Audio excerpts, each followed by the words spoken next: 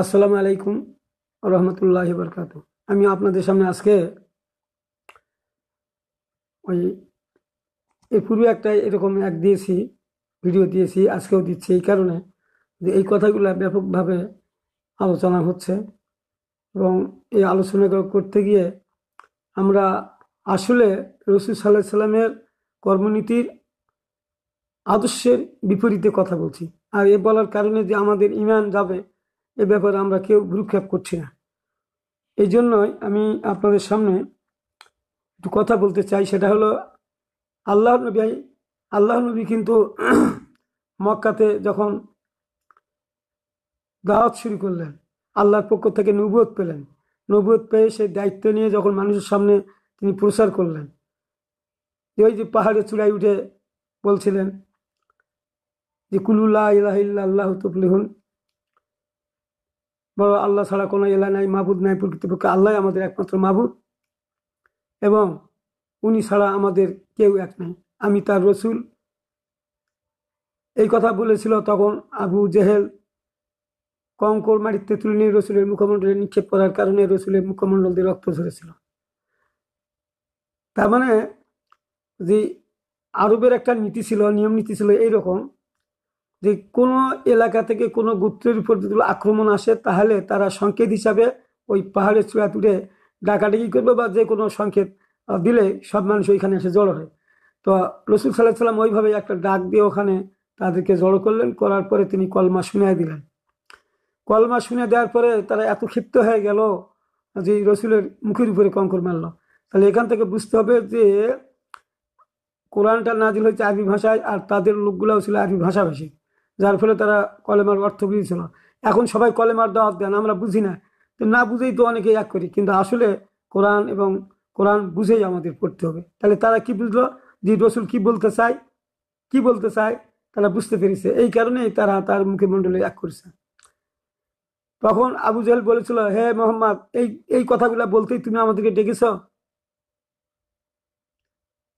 তো তখন আল্লাহ নবী বলেন যে হ্যাঁ, এই কথাগুলো বলার জন্য আমি আপনাদের ডাকেছি, আপনারা সতর্ক হন এবং আমার কথাগুলো শোনো আর এই মোতাবেক তোমাদের জীবন পরিচালিত করো। তো এইভাবে দাওয়াত দেওয়া যখন শুরু করলো, বিশেষ করে রসুলের শরিক গোষ্ঠীর মধ্যে থেকে তার শরিকেরাই তার বিরোধিতা করে বসলো। আর যখন তার শরিকেরা বিরোধিতা করলো তখন রসুলের পক্ষে মানুষের সামনে দাওয়াত দেওয়া বড় কষ্টকর হয়ে পড়লো। এই অবস্থায় তিনি দাওয়াতি কাজ শুরু করলেন। তারপর বিশেষ করে গরিব শ্রেণীর লোকগুলা তারা দাওয়াত গ্রহণ করলো। তো যাক, আমি ওইদিকে আমার প্রশ্ন নয়, আমি এইদিকে বলতে চাচ্ছি। তো শেষে যখন রসুলের সঙ্গে কোনো কুর্মী পারতেছে না, রসুলের কথা শুনলেই সবাই ইসলামে দাখিল হচ্ছে, এটা দেখে তারা চিন্তা করলো যে রসুল মোহাম্মদ তো আল্লাহ আমিন আসাদিক আমরা বলেছি, ওই তো মিথ্যা কথা বলে না, কিন্তু এই কথাগুলো যে বলছে এটাও সত্য, কিন্তু আমরা কি করবো, আমাদের নেতৃত্ব কর্তৃত্ব থাকবে না। এই কারণে তারা তারা বললো যে ঠিক আছে, কর্তৃত্ব আমরা নিব না, সেই কর্তৃত্ব নিয়ে, কারণ হলো যে সে তো আমাদেরই ভাস্তা, আমাদেরই বংশের লোক, তো আমরা তাকে রাষ্ট্রনায়ক বানাই, তাকে সব কিছু দিয়ে রাখি, তাতে সমস্যা কি, আমাদের তো গোষ্ঠীর লোক। তখন সকলে ঐক্যমত হয়ে রসুলের কাছে এইরকম প্রস্তাব নিয়ে আসছিল। তো আমি আপনাদের কাছে সেই হাদিসগুলো শুনিয়ে দেই। ওয়া ইন তুরিদুল মাল, রসুলকে বলল যে তুমি যদি মাল চাও তাহলে আমরা সব মাল দিয়ে দিব। রসুলকে বললো তুমি যদি মালই চাও, ধন সম্পদ চাও, তাহলে আমরা তোমাকে দিয়ে দিব। তুমি যদি রাষ্ট্রনায়ক হতে চাও, মা লাকনা আলাইনা, তুমি যদি রাষ্ট্রনায়ক হতে চাও তাহলে আমরা তোমাকে রাষ্ট্রনায়ক বানাবো, তোমার কাছ থেকে কেড়ে নিব না। ওয়া ইন তুরে দিস সারাবা, যদি তুমি সম্মান চাও, সাওবাত নাকা আলাইনা, তাহলে তোমাকে আমরা এক করব, সম্মানও দিব, সবকিছু করবো এবং তোমাদেরকে আমরা তোমাকে নেতা বানিয়ে দিব, তোমাদের নেতা বানিয়ে দিব। হাত্তা লা নাক্তা, তুমি মরা না পর্যন্ত তোমার এই দায়িত্ব তোমার হাতে থাকবে, তোমার নেতা বানাবে। এই প্রস্তাবগুলা দিয়েছিল মক্কার লোকেরা। তো তখন কোনো শরীয়তের বিধিবিধান নাজিল হয় নাই, বেশি লোক ইসলামও গ্রহণ করে নাই, কতিপয় কয়েকজন হাতে গোনা কয়েকজন লোক। তো এখন রসুল সাল্লাল্লাহু আলাইহি সাল্লাম তো আল্লাহ যা বলেন তাই করেন, নিজে থেকে কিছু করেন না।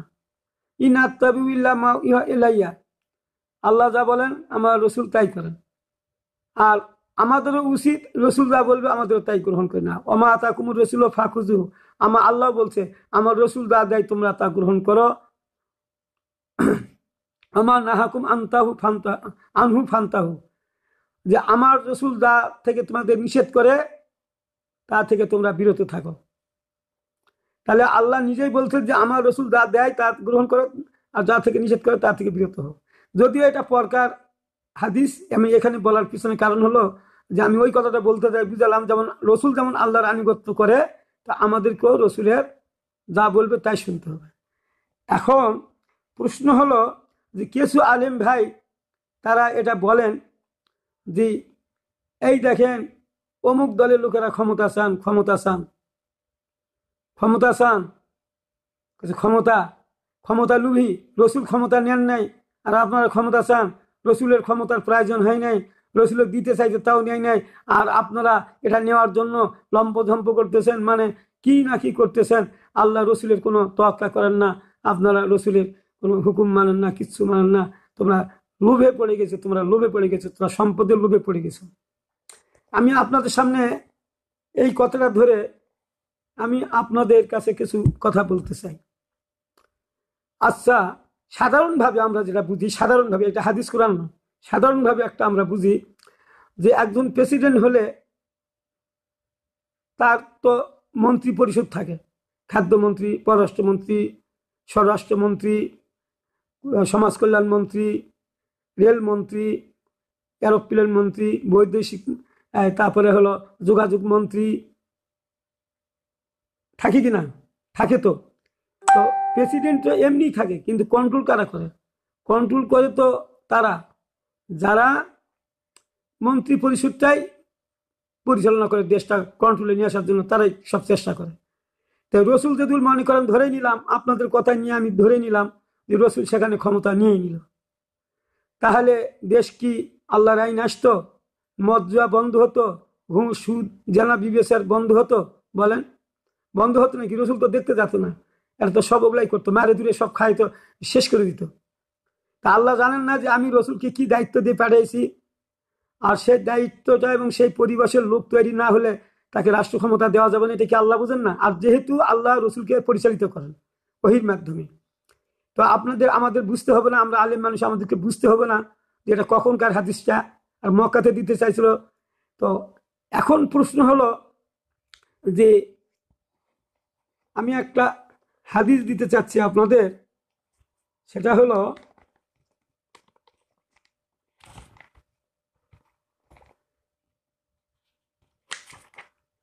তো আমরা এগুলা বুঝি না, আমরা এগুলা না বুঝার কারণে আমাদের এই সমস্যাটা হয়েছে। আল নাসাইর 3085 নম্বর হাদিসটা, হ্যাঁ 3086 নম্বর হাদিস। আচ্ছা, ইবনে আব্বাস থেকে বর্ণিত, তিনি বলেন যখন রসুল সাল্লাল্লাহু আলাইহি সাল্লামকে মক্কা থেকে বহিষ্কার করা হলো, তখন আবু বকর রাদিয়াল্লাহু আনহু বললেন, তারা তাদের নবীকে বের করে দিল, ইন্না লিল্লাহি ওয়া ইন্না ইলাইহি রাজিউন, তারা নিশ্চয় ধ্বংস হবে। তখন নাজিল হলো এই আয়াত, সূরা হজের 39 নম্বর আয়াত। সেখানে বলা হলো যে যুদ্ধের অনুমতি দেওয়া হলো তাদেরকে যারা আক্রান্ত হয়েছে, কারণ তাদের উপর অত্যাচার করা হয়েছে, জুলুম করা হয়েছে, সূরা হজের 39 নম্বর আয়াত। শীঘ্রই, তখন উনি বলছেন, আব্বাস বলছেন, ওই এক বলছেন যে শীঘ্রই জিহাদ শুরু হবে, আরম্ভ হবে। ইবনে আব্বাস বলেন এটি জিহাদের এ ব্যাপারে এটি প্রথম আয়াত। তাহলে এখান থেকে কি বোঝা যায়? মক্কাতে সব হুকুম হাকাম নাজিল হয় নাই, যুদ্ধ জেহাদের আয়াতগুলো নাজিল হয় নাই। যখন মদিনাতে আসলো তখন এগুলো আইন আসলো, আস্তে আস্তে এগুলো আসতো। তারপরে আরেকটা হাদিস দেই, এটা হলো 3086 নম্বর হাদিস। ইবনে আব্বাস থেকে বর্ণিত, আব্দুর রহমান ইবনে আউফ রাদিয়াল্লাহু আনহু কয়েকজন বন্ধু সহ মক্কায় রসুল সাল্লাল্লাহু আলাইহি সাল্লামের খেদমতে উপস্থিত হয়ে আরজ করলেন, ইয়া রাসূলুল্লাহ সাল্লাল্লাহু আলাইহি সাল্লাম, আমরা মুশরিক অবস্থায় সম্মানিত ছিলাম, এখন যখন আমরা ঈমান এনেছি আমরা অসম্মানিত হয়ে গেলাম। রসুল সাল্লাল্লাহু আলাইহি সাল্লাম সরাসরি জবাব দিলেন কি, যে আল্লাহ আমাকে ক্ষমা করার আদেশ করেছেন, আমি ক্ষমাশীল, আমি ক্ষমা করব, আমাকে ক্ষমার এক করা হয়েছে। ওরা আমাদের বহিষ্কার করে দিত, আর আমাদেরকে অসম্মানী করতেছে, আমাদেরকে উপর অত্যাচার জুলুম করতেছে, আমরা তাদেরকে ওই রকম জুলুম অত্যাচার করার এখতিয়ার আমাকে আল্লাহ দেন নাই, আমাকে বরং ধৈর্য ধারণ করার দিয়েছেন এবং ক্ষমা করার এক দিয়েছেন। ধৈর্য ধারণ করি, দেখি সামনে কি আসে। আচ্ছা, অতএব তোমরা যুদ্ধ করবে না, মানে ওই যে মক্কাতে যুদ্ধ করবার চাচ্ছিল এরা, এই কথা বলে যে আমরা তো আগে ভালোই আমাকে সম্মান করতো, আমরা তো একটা ছোটখাটো লোক ছিলাম না, আমাদের সমাজে আমাদের মান পজিশন ছিল, সমাজের লোকেরা আমাদের দাম দিত, আর আজকে যখন আমরা তোমার উপর ইমান এনেছি আর আমাদের দাম আর ওরা দিচ্ছে না, আমাদেরকে হেয় প্রতিপন্ন করছে। তার মানে রসুলকে ওরা বুঝাতে চাইছিলেন যে তাহলে কি আমরা তাদের সঙ্গে লড়াই করবো না, আমাদেরকে অপমান করছে, আমরা কি তার কথার প্রতিবাদ করবো না? এই কথার জবাবে রসুল বললেন, অতএব তোমরা যুদ্ধ করবে না, তাদের সাথে লড়াই করবে না, ঝগড়া ফাসাদে জর্জরিত হবে না। এরপর যখন আল্লাহ তাআলা আমাদের মদিনায় নিয়ে গেলেন, দেখেন কথাগুলো ভাষা বুঝতে হবে, যে এরপর যখন আল্লাহ তাআলা আমাদের মদিনায় নিয়ে গেলেন তখন আমাদেরকে জিহাদের নির্দেশ দিলেন, কিন্তু তারা জিহাদে থেকে বিরত থাকলো। এই যে লোকগুলা মক্কায় বিরত ওই রসুলকে পিড়াপিড়ি করছিল, যুদ্ধ করব, জিহাদ করব, আর তখনও কোনো অর্ডার আসে নাই। আর যখন মদিনায় আসে, যখন জিহাদের হুকুম হলো, আর ওই সমস্ত লোকগুলা কি করলো, জিহাদ যেতে বিরত হলো। তখন আল্লাহ তাআলা এই আয়াত নাযিল করলেন, আপনি কি তাদের প্রতি লক্ষ্য করো না যাদেরকে বলা হয়েছিল তোমরা তোমাদের হস্ত সম্বরণ করো, সালাত কায়েম করো, যাকাত দাও। আর তখন তারা যখন যুদ্ধের বিধান দেওয়া হলো, এটা সূরা আন-নিসার ৭৭ নম্বর আয়াত, ৭৬ ৭৭ নম্বর আয়াত। তো এখানে রসুলকে বলছে যে আলাম তারা ইলাল্লাযিনা কিলা লাহুম কুফু আইদিয়াকুম আকিমুস সালাতা ওয়া আতুজ যাকাতা ফালাম্মা কুতিবা আলাইহিমুল কিতালু ইযা ফারিকুম মিনহুম ইয়াখশাউনা নাসা কা খাশিয়াতিল্লাহ আশাদ্দু খাশিয়াতা। এখানে বলা হচ্ছে যে হে রসুল, তুমি কি তাদেরকে দেখো নাই যাদেরকে নামাজ পড়ো, রোজা করো, যাকাত দাও, এটা এবং নিজের হাতগুলা সম্বরণ করো। হাতগুলা সম্বরণ করো মানে যে অনেক সময় আমরা আগে চুরি চামারি বা অন্যায় কাজ করতাম, অন্যায়ভাবে কিছু করতাম, এগুলা থেকে আমাদের হাত আর বের করা, সবসময় বের করা যাবে না। আমাদের সত্যের উপর অটল থাকতে গেলে আল্লাহ এবং রসুলের হুকুমের উপরই আমাদের হাত পাও সব চলবে। তার মানে আমরা হাত দিয়ে মারামারি করতে পারি, হাত দিয়ে আমরা ভালো কাজ করতে পারি। সেই জন্য বলছে যে তোমরা হাত দিয়ে সবসময় সব কাজ করো না, আল্লাহ নির্দেশ মোতাবেক করো।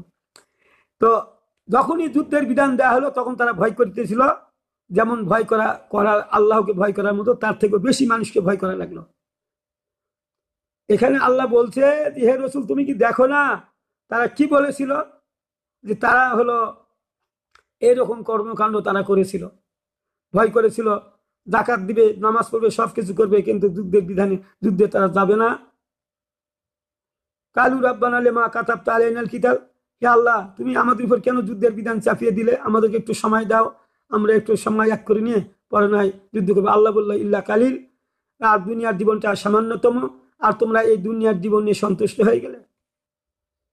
আচ্ছা, এখান থেকে এই কথাটা থাক এখানে। এখন আমি আপনাদের বুঝাতে চাচ্ছি যে ওইখানে তাহলে মক্কাতে আসার পরেই এই সমস্ত বিধিবিধানগুলো আসলো, হিজরতের পরেই আসলো। আরো অনেক হাদিস আছে, সেগুলো বুঝাবো। আমি এখন আপনাদের বুঝাতে চাচ্ছি যে রসুল সাল্লাল্লাহু আলাইহি সাল্লাম মক্কায় রাষ্ট্র ক্ষমতা নেন নাই, কিন্তু মদিনা নিয়ে আসার পরে রসুল রাষ্ট্র ক্ষমতা হন নাই। এই দেখেন সেই হাদিসগুলো আপনাদের সামনে দিয়ে আজকে এটার ব্যাখ্যা করে শেষ করব। আর ওই হাদিসগুলা যেগুলো বললাম এগুলো সম্পূর্ণ সহি হাদিস, ইন্টারনেট থেকে নেওয়া হাদিস। এটাও ইন্টারনেট থেকে নেওয়া হাদিস, কিছু আধুনিক প্রকাশনীরও আছে। তো যাই যেটাই হোক, এখন মুসলিম শরীফের হাদিস 1913/163 নম্বর হাদিস, এটা মূল হাদিস থেকে নেওয়া, মূল কিতাব থেকে হাদিসের নম্বরটা। সালমান রাদিয়াল্লাহু তাআলা থেকে বর্ণিত, তিনি বলেন, আমি রাসূল সাল্লাল্লাহু আলাইহি সাল্লামকে বলতে শুনেছি, একদিন এক রাত্রি ইসলামী রাষ্ট্রের সীমান্ত পাহারা দেওয়া, 1 মাস রোজা রাখা, 1 মাস রাত্রি জেগে ইবাদত করার চেয়ে উত্তম। এখন আল্লাহ রসুল রাষ্ট্র ক্ষমতায় ছিলেন কিনা, নাহলে সীমান্ত পাহারা দেওয়ার প্রশ্ন কেন আসলো? একটা কিছু থাকলে তো তার সীমান্ত থাকবে, শেষ সীমানা থাকবে না, সেটা পাহারা দেওয়া। তাহলে রসুল রাষ্ট্র ক্ষমতায় ছিলেন। আমি পরবর্তীতে বুঝাই দিচ্ছি, আপনাদের বুঝাই দিচ্ছি এইভাবে যে ইসলামী রাষ্ট্রের সীমান্ত পাহারা দেওয়া, 1 মাস রোজা রাখা, 1 মাস রাত্রি জাগরণ ইবাদত করার চেয়ে উত্তম। তাহলে একটা রাত্রি, একটা দিন যদি সীমান্ত পাহারা দেওয়া যায়, তাহলে কি হলো, এখানে আল্লাহ বলছে যে তাহলে 1 মাস রোজা রাখা যত সব, ওই কাজটা করলে তত সব। 1 মাস রাত্রি জাগরণ ইবাদত করার চেয়ে উত্তম। 1 মাস যদি কেউ রাত্রি জাগরণ করে ইবাদত বন্দি করে, রমজান মাসে ধরে নিলাম, রমজান মাসই ধরে নেই, সেদিন সেই সময় আমরা ইবাদত বন্দি বেশি করি, তাহলে একটা রাত্রি একটা সকাল যদি সীমান্ত পাহারা কেউ দেয়, তার থেকে উত্তম কাজ করে। তাহলে এত বড় উত্তম কাজ সীমান্ত, তাহলে এ থেকে প্রমাণিত হয় যে রসুল সাল্লাল্লাহু আলাইহি সাল্লাম রাষ্ট্র ক্ষমতায় ছিলেন। তাহলে আপনারা এই হাদিসগুলো পড়েন না কেন? নিজেকে তো খুব বড় মাফের আলেম নিজেরা মনে করেন, কিন্তু কথাগুলো তো আপনাদের অন্য ধরনের মনে হয় যে কেবল আপনারা প্রাইমারিতে লেখাপড়া করছেন। আর যদি সে এ অবস্থায় মারা যায়, দেখেন, সে যদি ওই অবস্থায় মারা গেল, ওই পাহারা দিতে এতটুকু সময় কাজ করেই মারা যায়, তাহলে সে কাজ করেছিল, সে যে কাজ করেছিল মৃত্যুর পরেও তার আমলনামা চালু থাকবে। তার মানে মানুষ মারা গেলে সকল আমল বন্ধ হয়ে যায়, কিন্তু সে একটা ভালো কাজ করেছে বিধায় তার নেক কাজ করেছে দুনিয়াতে, তারপরে মৃত্যুবরণ করলো, তার আমলনামায় চালু থাকবে, আমলনামা বন্ধ হবে না, এবং রেজেক চালু রাখা হবে, এবং কবরের যাবতীয় ফিতনা থেকে নিরাপদ থাকবে। কি বুঝলেন? এত বড় সব ইসলামী রাষ্ট্র কায়েম করা, ইসলামী রাষ্ট্রের মানুষদেরকে আল্লাহর ইনসাফ ভিত্তিক বিচার ব্যবস্থা, সকল মানুষের উপর সকল অন্যায় অনাচারের কবল থেকে হেফাজত করা, কত সবের কাজ, কত সবের কাজ। তাহলে আপনারা বলেন যে রসুল রাজনীতি করেন নাই, আমরা সেই জন্য রাজনীতি করি না। আবার বলেন কোন সময় যে আমরা কোনো দল করি না, অথচ আল্লাহর ওয়ালতাকুম মিনকুম উম্মাতুন ইয়াদউনা ইলাল খায়রি ওয়া ইয়ামুরুনা বিল মারুফ ওয়া ইয়ানহাউনা আনিল মুনকার, অথচ রসুলের দল ছিল। আল্লাহ বলছে যে তোমাদের দল থাকবে, আর 73 দল, একটা দল জান্নাতে যাবে। দলের কথা বলা হয়েছে হিজবুল্লাহ, হিজবুশ শয়তান, একটা আল্লাহর দল, একটা একের দল। আর আপনারা দল করেন না, আপনার তো দলে থাকতে হবে। আবার ফির যখন কবরে মাটি দেন, তখন আবার বলেন যে রসুলের মিল্লাতে রসুলুল্লাহ আলা মিল্লাতে রসুলুল্লাহ। তাহলে আল্লাহর দলে তুলে দিয়ে আসলেন, দল তো করেন, দল আল্লাহ রসুলের দল এখানে দিয়ে আসলেন মরার পর। আচ্ছা, বুখারী শরীফের হাদিস 2792 নম্বর, 2793 নম্বর, একই হাদিস। আনাস ইবনে মালিক থেকে বর্ণিত। এটা কিন্তু একই মূল হাদিস থেকে নেওয়া হয়েছে, মূল কিতাব থেকে। আনাস ইবনে মালিক রাদিয়াল্লাহু থেকে বর্ণিত, তিনি বলেন রাসূল সাল্লাল্লাহু আলাইহি ওয়াসাল্লাম বলেছেন, আল্লাহর রাস্তায় একটি সকাল অথবা একটি সন্ধ্যা ব্যয় করা দুনিয়া ও দুনিয়ার মধ্যবর্তী সব সম্পদ থেকে উত্তম। ইন্টারনেটে হাদিসগুলো ছাড়া হয়েছে, সেখানে আছে, সবগুলো জায়গাতেই আছে, আপনারা খুঁজে দেখবেন। তাহলে এখানে কি বোঝা গেল যে একটা সকাল একটা সন্ধ্যা যদি আল্লাহর রাস্তায় ব্যয় করা যায়, আল্লাহর রাস্তা মানে এটা জিহাদের হাদিস, এই হাদিসগুলো জিহাদের বাফে আছে, জিহাদ অধ্যায়ে আছে, জিহাদ অনুচ্ছেদে আছে এই হাদিসগুলো। তাহলে একটা সকালে একটা সন্ধ্যা যদি আল্লাহর পথে ব্যয় করা যায়, যুদ্ধের ময়দানে আল্লাহর দ্বীন কায়েমের একে যদি ব্যয় করা যায়, তাহলে কি বলা হচ্ছে, দুনিয়া ও দুনিয়ার সমস্ত সম্পদ থেকে উত্তম। তাহলে দুনিয়াতে কত সম্পদ আছে, এত সম্পদ, আর সেগুলাও তারা পেয়ে যাবে, তার থেকে উত্তম সব পাবে যদি আল্লাহর পথে তারা এগুলা কাজ করে। মূল হাদিস থেকে নেওয়া, বুখারী শরীফের 2892 নম্বর। আর সাউল ইবনে সাদ সাঈদী থেকে বর্ণিত, তিনি বলেন রাসূল সাল্লাল্লাহু আলাইহি ওয়াসাল্লাম বলেছেন, একদিন আল্লাহর রাস্তায় ইসলামী রাষ্ট্রের সীমান্ত পাহারা দেওয়া পৃথিবী ও পৃথিবীর সকল সম্পদ থেকে উত্তম। তাহলে কি বুঝলেন? তাহলে হাদিস আছে না, বুখারী শরীফে আছে না, বুখারী মুসলিমের মধ্যে কোনো সন্দেহ আছে? কোনো সন্দেহ নেই। তাহলে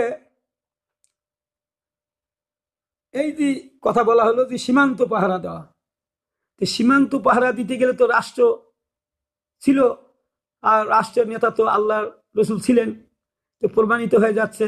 আর আপনারা যখন কোন যে রসুল ক্ষমতা নেন নাই, ক্ষমতা নেন এক নেন নাই, তাহলে রসুলের বিরুদ্ধচারণ করা হলো না, অথচ আল্লাহ নবী ক্ষমতা নিয়েছিলেন, যুদ্ধ জিহাদ হয়েছে, বিচার ফাইসলা করেছেন, সবগুলার যত রকমের ফৌজদারি দণ্ডবিধি সব মানুষের উপর প্রয়োগ করেছেন। আপনি ওই কথা বললে তাহলে রসুলের এই মাদানী জিন্দিগি সম্পূর্ণ অস্বীকার করা হয়।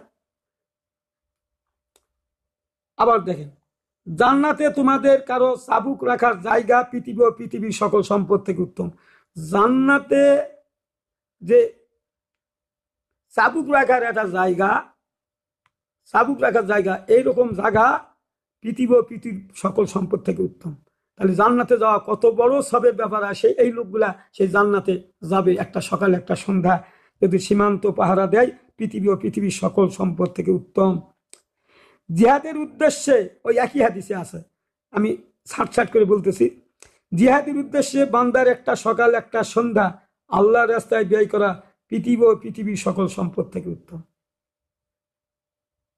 এখন এই হাদিসগুলা তো কখনকার হাদিস, তো বুঝতে হবে এখানকার জিহাদ যুদ্ধ যখন চলছিল, যখন রসুল রাষ্ট্র ক্ষমতায় গিয়েছে, যুদ্ধ জিহাদ, আপনি রাষ্ট্র ক্ষমতা না থাকলে বড় বড় শক্তির সঙ্গে যুদ্ধ জিহাদ কিভাবে করবেন? এগুলোও তো আমাদের বিবেকের কাছে আসে যে একজন যদি রাষ্ট্র ক্ষমতার রাষ্ট্র নায়ক না হয়, তাহলে কিভাবে রসুল সাল্লাল্লাহু আলাইহি সাল্লাম এগুলাকে পাড়ি দিয়েছেন, কিভাবে যুদ্ধ করেছেন, এগুলোও তো দেখে তো বোঝা যায়। আর এখানে দেখেন জিহাদের উদ্দেশ্যে, জিহাদের উদ্দেশ্যে, আর জিহাদ করেছে মক্কায় নয়, মদিনায় এসে। এখন যদি বলেন যে ওই হাদিসটা যদি বলেন আপনি, সাহাবীরা বলল হুজুর আপনি আল্লাহর নবী নন, বলে কেন নবী নয়, তাহলে আপনি কেন চলে যাচ্ছেন, আমরা যুদ্ধ করবো তাদের সঙ্গে, লড়াই করব। তো রসুল কথা যে না, আমাকে এক জিহাদের কোনো নির্দেশ দেওয়া হয়নি, আমাকে কারণ আল্লাহ আমাকে কথা বলেনি, আমাকে বলছে হিজরত করো, হিজরত করে চলে যাও, আমাকে ধৈর্য ধারণ করার কথা বলা হয়েছে, ক্ষমা করে দেওয়ার কথা বলা হয়েছে। এখন যদি আপনি যদি ওই আয়াতটা নিয়ে এসে এখন যদি নাগে দেন এইদিকে দিয়ে, যদি এই আসল কাজটাকে আপনি বাদ দেওয়ার কাজটা করেন, তাহলে ওই যে আল্লাযিনা কাফারু ওয়া সাদ্দু আন সাবিলিল্লাহ আদাল্লাহু আলাইহিম, যারা কুফরি করলো এবং অন্যদেরকেও আল্লাহর পথ থেকে নিবৃত করলো, আদাল্লাহু আলাইহিম, আল্লাহ তাদের কর্ম ব্যর্থ করে দিবেন। তাহলে যারা আসল কাজ করতেছে, রসুল যে কাজটা করছে সেই কাজটাই করতেছে, যুদ্ধ জিহাদ করতেছে, আল্লাহ বলতেছে, রসুল বলতেছে, সীমান্ত পাহারা দেয়, ইসলামী রাষ্ট্রের সীমান্ত এখানে উল্লেখ করে দেওয়া হয়েছে, ইসলামী রাষ্ট্রের সীমান্ত পাহারা দেয়। তাহলে ইসলামী রাষ্ট্রের নেতা রসুল ছিলেন, কোনোদিন রাষ্ট্র ক্ষমতা চান নেই, তোরা চান কেন? রসুল যেভাবে চেয়েছে রাষ্ট্র ক্ষমতা, আমরাও সেইভাবে রাষ্ট্র ক্ষমতা চাই। কারণ মায়াতুর রসুল্লাহ ফাকাদাত আল্লাহ, যারা রসুলের কর্মকাণ্ড করে তারা আল্লাহর কাজ কর্মকাণ্ড করে। মান আতানি দাখালাল জান্নাত ওয়া মান আসানি ফাকাতাবি, যারা রসুলের কর্মকাণ্ড করলো তারা জান্নাতে প্রবেশ করলো, আর যারা রসুলের কর্মকাণ্ড অমান্য করলো তারাই রসুলকে অস্বীকার করলো। কেন এগুলা, এই হাদিসগুলো পান না কেন, বুঝেন না কেন, এভাবে কথা বলেন কেন? যে নাই কি হিকমতে বলতে পারেন, কিন্তু আপনি একবারে বলেন যে রসুল ক্ষমতাই নেন নাই, এ কথা বলেন কেন? তাহলে রসুলের হাদিসকে অস্বীকার করা হলো না, রসুলের কর্মকাণ্ডকে অস্বীকার করা হলো না। আর অস্বীকার করা হলে কি হবে, আপনারা আলেম মানুষ, আপনারা নিজেরা বুঝেন না কেন? আচ্ছা,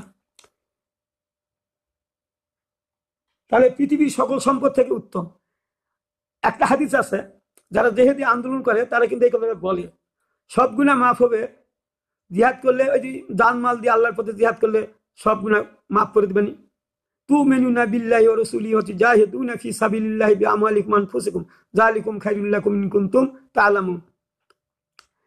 আল্লাহ বলছেন তোমরা আল্লাহ এবং রসুলের উপরে কি হবে, বিশ্বাসী হবে, আর তোমাদের নিজের জান এবং মাল দিয়ে অন্যায়ের বিরুদ্ধে সংগ্রাম করবে, লড়াই করবে, আর এটাই তোমাদের জন্য মঙ্গল। এই কাজটা যারা করে আল্লাহ বলছে ইয়াগফির লাকুম, তাদের মাফ করে দিবেন, জুনুবাকুম, তাদের গুনাহসমূহ, আদখিলকুম জান্নাতিন তাজরি মিন তাহতিল আনহার ওয়া মাসাকিনা তাইয়্যিবাতান ফি জান্নাতি আদিন যালিকাল ফাউজুল আযীম। তো এখানে বলা হচ্ছে আল্লাহ তাদের জন্যই তৈরি করছেন জান্নাত, যার পাদদেশে নদী প্রবাহিত, সেটাই তারা স্থায়ী হবে, এটাই তাদের জন্য মহা সাফল্য। এখন আল্লাহ এই কাজগুলা করলে গুনাহ খাতা মাফ করবে, আল্লাহ নিজেই ওয়াদা করলেন। এই যুদ্ধ জিহাদ, অন্যায়ের বিরুদ্ধে করা, ইসলামী রাষ্ট্রকে রক্ষা করা, এই কাজগুলা যারা করবে আল্লাহ বলছেন তাদের আমি সমস্ত গুনাহ খাতাগুলো মাফ করে দিব। তো আপনারা বলেন যে আমরা এগুলা করি না, এগুলা করি না, আল্লাহ রসুল কোনো রাজনীতি করেনি, আমরা করি না। তাহলে এই হাদিসগুলা কোথায়? আপনারা হাদিস দেখেন, আমি তো নম্বর দিলাম, আমি তো নম্বর দিলাম, সব হাদিস সিয়াসাতটা সব হাদিসে আছে, সব হাদিসে আছে। এই যুদ্ধ জিহাদের ওই একগুলো হাদিসগুলো সবগুলা সিয়াসাতটার মধ্যে আছে, এবং সিয়াসাতটার বাহিরেও যেগুলো আছে সেই কিতাবগুলো তো এই কথাগুলো আছে, আমি সেগুলো দেখেছি। আচ্ছা, এই হাদিসটা হলো মুসলিম শরীফের হাদিস 1881/114, মূল হাদিসের নম্বর এটা। আরো হাদিস দিচ্ছি, এই কটা হাদিস আমি এর পরে পরে এক খণ্ডটাও দিচ্ছি, পরে খণ্ডে এই হাদিসগুলো আমি দিচ্ছি, আপনারা এক করবেন।